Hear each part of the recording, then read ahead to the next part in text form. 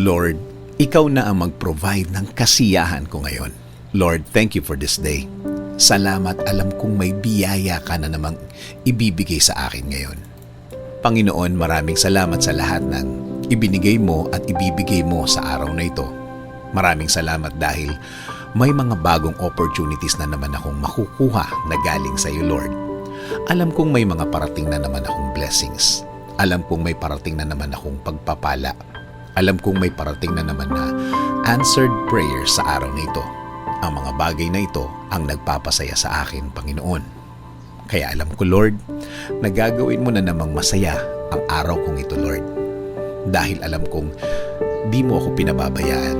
Hindi mo ako iniiwan sa lahat ng mga mabibigat at problemado kong mga araw. Alam kong andyan palagi ang iyong kabaitan na laging available sa lahat ng pagkakataon. Alam ko ding tuloy-tuloy ang mga gagawin mong mga bagay sa aking buhay. Alam kong ang lahat ng aking problema ay patuloy na mawawala, patuloy na gagaan, patuloy ang pagbibigay mo sa akin ng tulong. Yes, Lord, may problema pa din po ako. May mga nagpapagulo pa din ng buhay ko. Mga problemang di ko na alam saan nanggagaling at minsan di wala akong kinalaman sa mga nangyayari.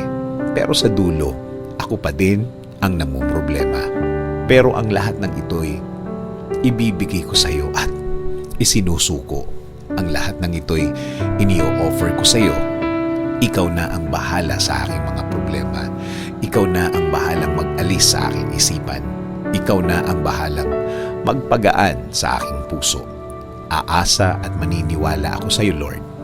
Ikaw at ikaw lang ang makakatulong sa akin.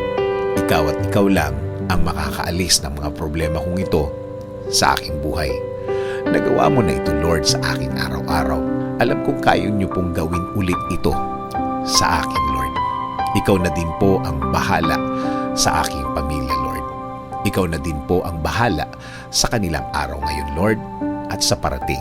Alam ko, Lord, na ibibless mo na naman sila para sa kanilang mga alalahanin sa araw na ito. Ikaw na din po, Lord, ang bahala sa aming bayan. Ikaw na din po ang bahala sa mga taong namumuno sa aming bansa. Gawin mo silang matalino at bigyan ng puso na maglingkod sa lahat ng Pilipino. Salamat, salamat sa lahat ng iyong gagawin at nagawa sa aking buhay, Lord. Alam kong tuloy-tuloy ang pag-aalaga niyo sa akin. Alam kong tuloy-tuloy ang pagbibigay mo ng blessing sa akin. At akin po itong aasahan bilang anak mo, Panginoon. In Jesus' name I pray.